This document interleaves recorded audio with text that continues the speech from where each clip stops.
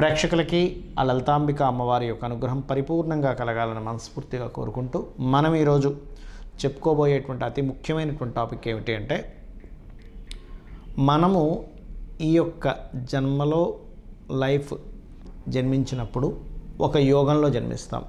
అది పర్టికులర్గా పూర్వజన్మ కర్మ.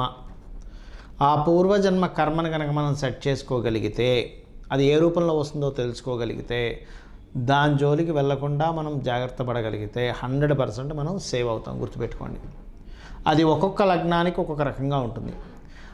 బట్ నేను మీకు ఇప్పుడు చెప్పేది ఒక్కొక్క లగ్నాన్ని బట్టి జనరల్గా చెప్తాను. బట్ పర్సనల్ చార్ట్లో ఆ యొక్క పూర్వజన్మ కర్మకారకుడు కాంబినేషన్స్ని బట్టి మారుతూ ఉంటుంది. అది అద్భుతమైన యోగాన్ని ఇస్తుంది, ఒకసారి డౌన్ఫాల్ని చేస్తుంది.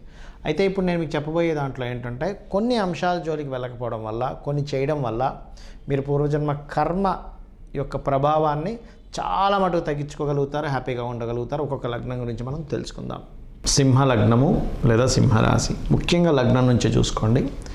మీకు పూర్వజన్మ కర్మ ఏ గ్రహం మూలంగా, ఆ గ్రహం ఇచ్చేటువంటి రిజల్ట్స్లో ఎటువంటి యాక్టివిటీస్ మూలంగా మీకు బాగా కలిసి వస్తుంది ఏమిటి అని చెప్పి చూసుకున్నట్లయితే, ఫస్ట్ ఆఫ్ ఆల్ మీరు అర్థం చేసుకోవాల్సిన విషయం ఏంటంటే, ఇక్కడ పూర్వజన్మ కర్మని మీకు రూల్ చేసేటువంటి ప్లానెట్ 2 ప్లానెట్స్ అవుతాయి. ఒకటి శని, రెండవది బుధుడు. శని ఎప్పుడైతే అయ్యాడో, కెరియర్ రిలేటెడ్ సంబంధించిన విషయంలో సింహలగ్నంలో పుట్టాము అంటే, ఎప్పుడు ఏదో కెరియర్ విషయంలోనే నా లైఫ్ అంతా కూడా స్ట్రెస్ అయిపోతున్నాను, బాధపడుతున్నాను, అట్లా ఉంటుంది. ఇది శని కనుక పాడైతే. బుధుడు పాడయ్యాడు అనుకోండి ఉదాహరణకి మీకు, ఎందుకంటే శని బుధుడు కదా, బిజినెస్లో ధనాన్ని పెట్టడం ద్వారా ఇబ్బంది పడ్డాను అనేటువంటిది మీకు లైఫ్లో వెళ్తూ ఉంటుంది. మరి ఈ రెండింటిని కంట్రోల్ చేసుకోవడం ఎలాగా? అయితే మీ యొక్క లగ్నానికి ఖచ్చితంగా మీ యొక్క జీవిత భాగస్వామి ఏదైనా విదేశాలకు వెళ్ళడం వల్ల కానీ, ఇంకో వేరే దేశానికి వెళ్ళి అక్కడ జాబ్ చేసి రావడం వల్ల కానీ, వీటి వల్ల కూడా మీకు ఒక యోగం కలుగుతుంది. ఇక్కడ యోగం కలగడము, కర్మ ఏ ఏ రూపాల్లో వస్తుంది అనేటువంటిది ఉంటుంది. అలాగే జీవిత భాగస్వామిని ఎంపిక చేసుకునే విషయంలోని, బిజినెస్ రిలేటెడ్ విషయాల్లో ఖచ్చితంగా ఉంటుంది.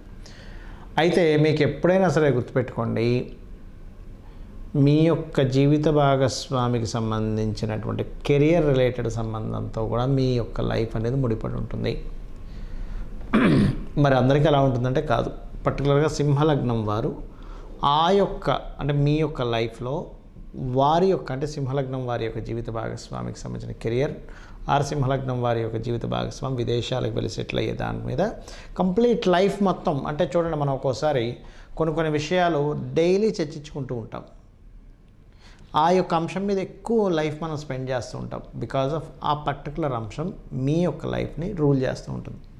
మరి దీన్ని కంట్రోల్ చేయడం ఎలాగా, దీని నుంచి లాభం పొందడం ఎలాగా, ఈ కర్మ నుంచి బయటపడడం ఎలాగా అంటే, నవగ్రహాల్లో బుధగ్రహము, శనిగ్రహం దగ్గర దీపారాధన చేయండి.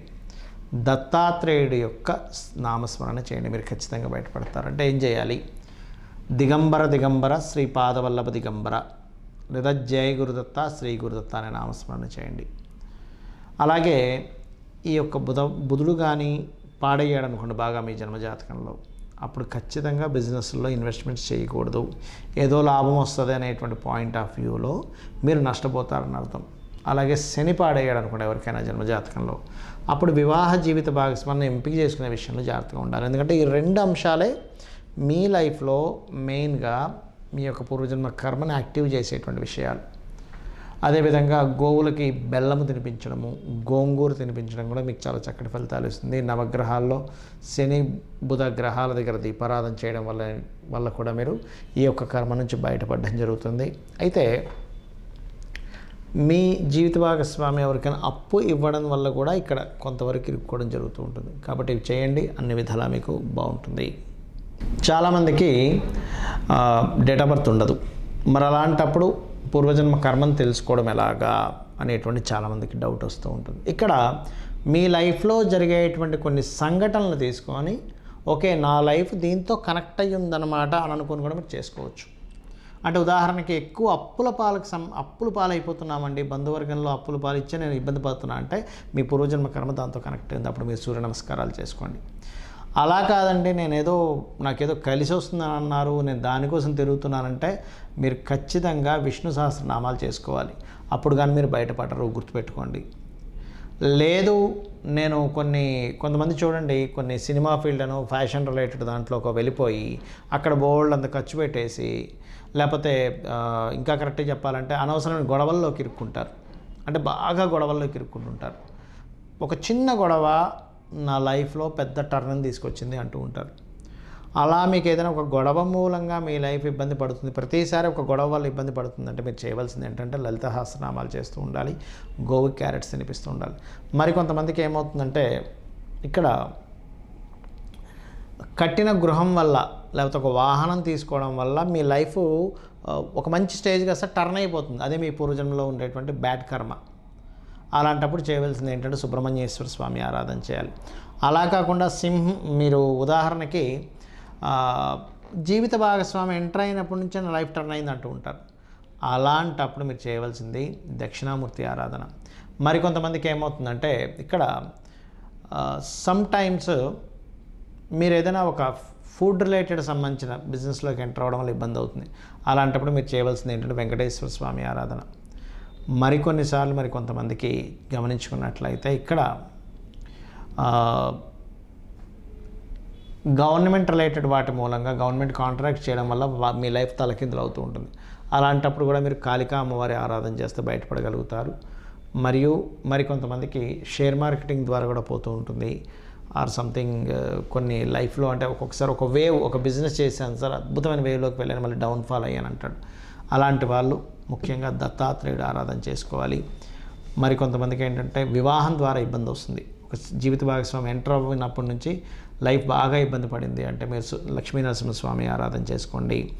మరికొంతమందికి అప్పులు చేయడం ద్వారా ఇబ్బంది వస్తుంది. అలాంటి వారు శ్రీమాత్రే నమః చేసుకోవాలి. మరికొంతమందికి ఎట్లా ఉంటుందంటే వారికి తల్లితోనే విభేదాలు ఉంటాయి. అటువంటి వారు విష్ణు సహస్రనామాలు, తండ్రితో ఇబ్బంది ఉందండి, గవర్నమెంట్ వ్యక్తులతో ఇబ్బంది ఉంది అనుకునేటువంటి వారు రాజరాజేశ్వరి అమ్మవారి ఆరాధన చేసుకోవాలి. అంటే ఇవన్నీ ఎందుకంటే మీ యొక్క ప్రాబ్లంను బట్టి కూడా ఉంటుంది. ఒక్కోసారి పూర్వజన్మ కర్మ కనెక్ట్ అయ్యి, ఇది గుర్తుపెట్టుకోండి. అలాగే ఒకటే గుర్తుపెట్టుకోండి, మీ పూర్వజన్మ కర్మ ఎలా ఉన్నా, మీ వాస్తు పరిస్థితులు ఎలా ఉన్నా, మీరు ప్రతిదానికి కూడా ఒక మార్గం ఉంటుంది. ఆ మార్గాల్లో గొప్ప మార్గం ఏమిటి అంటే లలిత అమ్మవారి యొక్క స్తోత్ర పఠనం చేయడము. ఈ విశ్వం మొత్తం నిండున్నటువంటి కనిపిస్తున్న ప్రతిదీ కూడా ఈశ్వరమయం, ఆ విష్ణుమయం అని అనుకుంటూ అందులో ఉండేటువంటి శక్తి ఎవరైతే ఉన్నారో లలితాంబిక అమ్మవారు అని చెప్పి మీరు గుర్తించినట్లయితే 100% మీరు ఈ కర్మ నుంచి బయటపడగలుగుతారు. దీంతోపాటు కొన్ని అలవాట్లు చేసుకోండి. ఉదయం నిద్ర లేచిన వెంటనే కూడా కాసేపు ధ్యానంలో ఉండండి. ఒక half an hour 40 minutes minimum ధ్యానం చేయండి. ఖచ్చితంగా ఏదైనా ఒక ఆలయానికి రెగ్యులర్గా వెళ్ళడం ప్రాక్టీస్ చేసుకోండి, మీ ఇంటి దగ్గరలో ఉండే ఆలయాలకి. అదేవిధంగా వీలున్నప్పుడల్లా ఏదో ఒక మొక్కను నాటండి. ఇవన్నీ కూడా మీ పూర్వజన్మ కర్మలు తగ్గిస్తాయి. వారానికి ఒక్కసారైనా గోశాలకు వెళ్ళడం మీరు చేయండి.